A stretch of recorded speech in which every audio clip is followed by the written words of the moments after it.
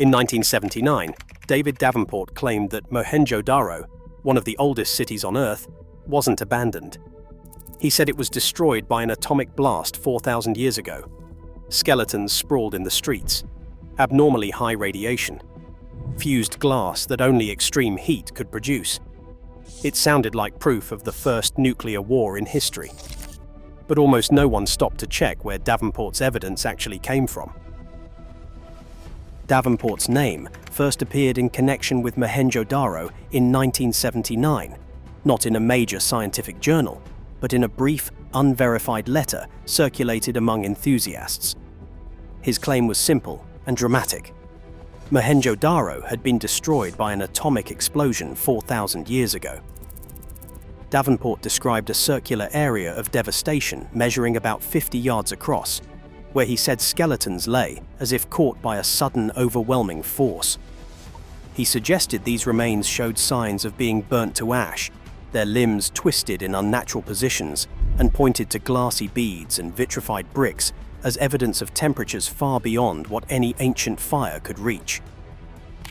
Davenport's story gained traction through retellings in books, blogs, and television specials, but his original documentation was thin.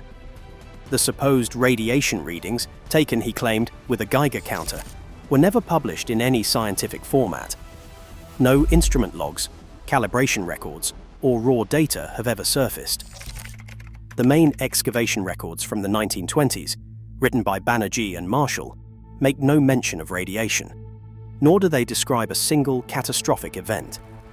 Instead, the human remains were found scattered across various layers, often in collapsed buildings, not frozen mid-stride in the open streets. Despite the lack of peer review or primary data, Davenport's letter and its sensational details spread quickly. The story of a prehistoric nuclear war at Mohenjo-Daro became a fixture in alternative history circles, repeated so often that its origins faded into rumor. Yet, beneath the dramatic language, no verifiable evidence has ever been produced to support the claim of an ancient nuclear blast. Mohenjo-Daro rose along the banks of the Indus River around 2500 BCE, its streets laid out in a precise grid, and its neighborhoods linked by sophisticated drainage systems. Archaeologists have marveled at the city's baked brick walls, large public baths, and standardized weights, all signs of advanced urban planning. For centuries, Mohenjo-Daro thrived as a major center of trade and culture, with evidence of craft workshops, storerooms, and bustling marketplaces. But by 1900 BCE, construction projects stopped abruptly. Layers of silt and debris began to accumulate over unfinished buildings. The city's once busy avenues fell silent. Dr. Jonathan Mark, a leading expert on Indus archaeology, points to the stratigraphic record for clues about this decline. Sediment cores from the lower city show a gradual buildup of flood silt, not the sudden destruction one might expect from a cataclysm. Radiocarbon dating of organic material from these layers places the abandonment of Mohenjo-Daro within a window of environmental stress. Around this time, the Indus River's course shifted, and climate records suggest a weakening of the summer monsoon. As water became scarce, trade routes faltered and the city's population dwindled. Excavators in the 1920s and the 1930s documented 44 human skeletons scattered across various parts of the site.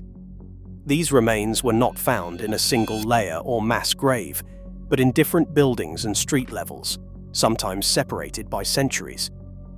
Modern analysis confirms that these individuals died at different times, their bones showing signs of ordinary life and occasional violence, but nothing consistent with a single catastrophic event. Dr. Mark emphasizes that the evidence supports a drawn-out decline shaped by environmental change, rather than a sudden, high-temperature disaster. Vitrified material, stone or brick fused into a glassy mass, has long been cited as the strongest physical clue for an ancient high-energy event at Mohenjo-Daro. True vitrification requires temperatures above 1,500 degrees Celsius, far hotter than a typical house fire. Yet laboratory experiments and archaeological studies have shown that such conditions are not beyond the reach of nature or ancient technology. In controlled tests, open-air furnaces fueled by wood and oxygen-rich airflow have reached and sustained these temperatures for hours. A 12-hour fire simulation, using bricks similar to those found at Mohenjo-Daro, resulted in a thin layer of glass forming on the brick surface, indistinguishable from fragments recovered at the site. The process left no trace of radiation, isotopic anomalies, or blast effects, just the telltale signs of intense, prolonged heat. Lightning strikes offer another natural route to vitrification.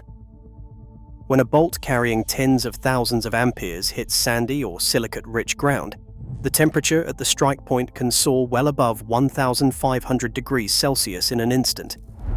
This produces fulgurites, fused tubes of glass, sometimes embedded in soil or stone. Studies from sites across the Indian subcontinent document these rare but powerful events, which create localized patches of glassy debris without any explosion or lasting radiation. Neither scenario requires advanced technology or nuclear reactions. The evidence from fire simulations and lightning strikes demonstrates that extreme heat alone can account for the glassy material found at Mohenjo-Daro. The physical threshold for vitrification is high, but not unreachable, and the strongest anomaly dissolves under the lens of experimental science. A single line from the Mahabharata has fueled decades of speculation. A single projectile charged with all the power of the universe, an incandescent column of smoke and flame as bright as 10,000 suns, rose in all its splendor. Professor Anil Deshpande, a Sanskritist specializing in epic literature, reads these verses with careful attention to their context. The passage, found in Book 7, is one of many describing divine weapons unleashed in battle, their effects rendered in language meant to evoke awe and fear. Scholars place the composition of these sections between 400 BCE and 400 CE, centuries after the decline of the Indus Valley cities. Manuscript analysis shows that the most vivid descriptions of supernatural weaponry were added during later redactions, reflecting the evolving religious and political landscape of early classical India. Professor Deshpande stresses that the epic's imagery, blinding light, burning wind, hair and nails falling out, belongs to a tradition of mythic exaggeration, not technical reporting. The projectile is a metaphor for cosmic power, not a blueprint for advanced technology. Dr. Priya Singh stands before a table of Lab results, her voice steady as she points to the numbers. Isotope spectroscopy of Mohenjo-Daro's soils reveals no trace of a nuclear signature. Cesium-137, the telltale marker of fission, registers at background levels, matching what's found in undisturbed Earth across the subcontinent, a legacy of 20th century atmospheric tests, not ancient catastrophe. Plutonium-239, another unmistakable fingerprint, lies below the threshold of detection. In the city's bricks and pottery, uranium and thorium ratios fall within normal geochemical ranges for riverine clay. Structural geologists have scoured the site for evidence of a shock wave. No crater, no shatter cones, no deformation in the sediment layers. Instead, the stratigraphy shows the slow accumulation of silt and debris. The absence of blast effects, isotopic anomalies, and radiation-induced mineral changes leaves no room for a nuclear event. The consensus is clear. The so-called ancient atomic blast is not a scientific finding, but a case study in pseudo-archaeology, an extraordinary claim unsupported by any empirical data. Online videos and paperback thrillers now repeat the Mohenjo-Daro blast story almost word for word, often without mentioning where the claim began or whether it was ever checked. Search results bring up dozens of YouTube channels, each offering the same dramatic headlines about ancient atomic wars, complete with animated fireballs and freeze-framed skeletons. Books promising to reveal forbidden archaeology fill in the blanks with talk of lost super-civilizations and forgotten science. The more the story is retold, the more it seems to confirm itself, an effect psychologists call confirmation bias. When viewers already suspect that ancient people knew secrets we've lost, every retelling feels like proof. The gaps in the archaeological record become invitations to imagine hidden histories, and the lack of hard evidence is reinterpreted as a cover-up or a sign of lost technology. The myth's appeal is not just about Mohenjo-Daro, it's about the deep human urge to believe that the past holds secrets stranger than anything we know today.